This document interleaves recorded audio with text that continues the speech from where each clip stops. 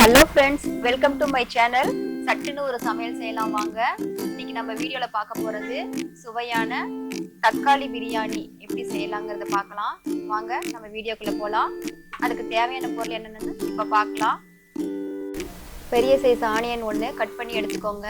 கருவேப்பிலை, பூண்டு, இஞ்சி, தக்காளி ஒரு 6 எடுத்துக்கலாம். புதினா ஒரு கப் எடுத்துக்கலாம். கொத்தமல்லி தேவையான அளவு எடுத்துக்கோங்க. பிரிஞ்சி இலை, சோம்பு, கல்பாசி, அன்னாச்சி பூ, பட்டை, லவங்கம், பிரியாணிக்கு தேவையான செலவு எடுத்துக்கலாம். நெய் 2 டேபிள் ஸ்பூன் எடுத்துக்கலாம். இஞ்சி பூண்டு மிக்சி ஜாரில் போட்டு நல்லா கிரைண்ட் பேஸ்ட்டாக அரைச்சி வச்சுக்கோங்க. ஊற வச்ச மீல் மேக்கரு எடுத்துக்கலாம். இப்போ ஒரு பாத்திரம் வச்சுக்கோங்க. ஒரு 5 டேபிள் ஸ்பூன் எண்ணெய் சேர்த்துக்கோங்க. எண்ணெய் நல்லா சூடானதும்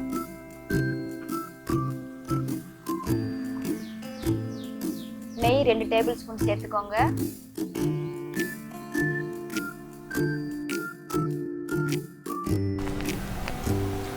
எடுத்து வச்ச பிரியாணி செலவை இதில் சேர்த்துக்கலாம். பட்டை, லவங்கம், பிரிஞ்சி இலை, அன்னாச்சி முக்கு, இந்த பிரியாணி செலவெல்லாம் இதில் சேர்த்துக்கலாம்.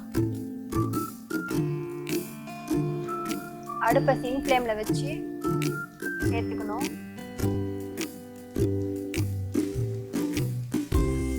கருவேப்பிலை சேர்த்துக்கோங்க.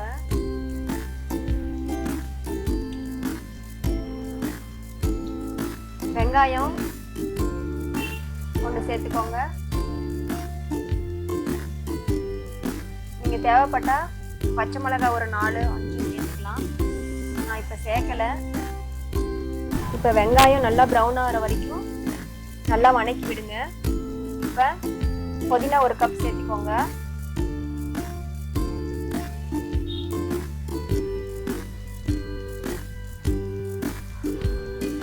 கொத்தமல்லி தழை சேர்த்து நல்லா வதக்குங்க. நல்லா வாசனையாக வணங்கினதுக்கு அப்புறம் இஞ்சி பூண்டு விழுது ஒரு 3 டேபிள் ஸ்பூன் சேர்த்துக்கோங்க. அதையும் நல்லா வணக்கி விடுங்க.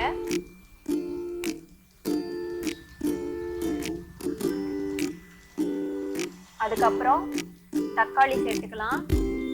ஒரு 4 இல்லைன்னா 5 தக்காளி சேர்த்துக்கோங்க.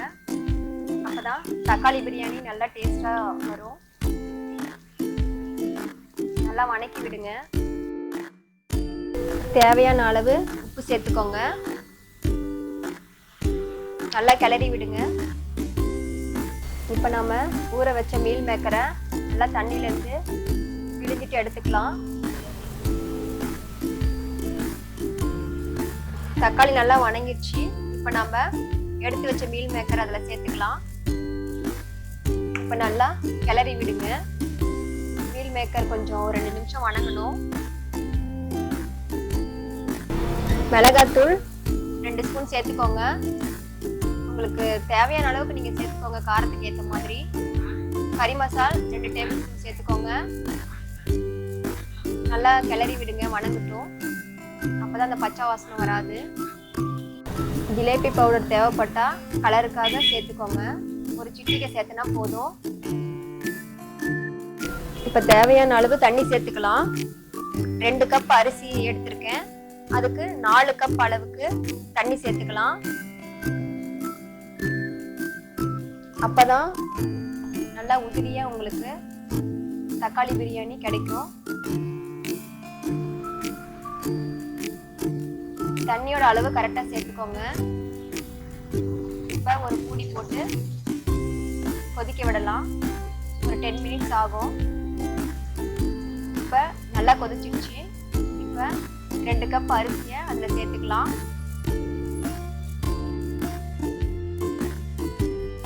வீட்டில் நார்மலாக நம்ம சாப்பாடு செய்கிற அரிசி தான் சேர்த்துருக்கேன். ஆனால் நீங்கள் வந்து சீரக சம்பா, பாஸ்மதி ரைஸ் இதில் சேர்த்து செய்யும் போது இன்னும் டேஸ்ட் அதிகமாக கிடைக்கும். இப்போ 1/2 மூடி லெமன் இதில் பிழிஞ்சு விட்டுக்கலாம். அதுக்கப்புறம் நல்லா கிளறி விடுங்க.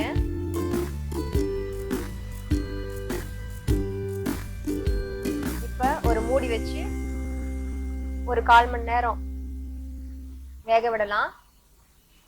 இப்ப தக்காளி பிரியாணி ஒரு 3/4 பதத்துக்கு வெந்திருக்கு. இப்ப நாம அடுப்பை சிம் பண்ணிக்கணும். ஒரு தட்டு போட்டு மூடி வச்சு 10 மினிட்ஸ் தம் போட்டு நல்லா வேக வச்சிங்கன்னா சூடான சுவையான தக்காளி பிரியாணி ரெடி ஆயிடுச்சு.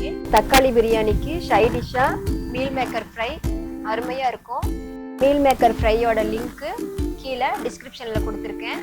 இந்த வீடியோ உங்களுக்கு பிடிச்சிருந்தா லைக் பண்ணுங்க, ஷேர் பண்ணுங்க, சப்ஸ்கிரைப் பண்ணுங்க. தேங்க்யூ.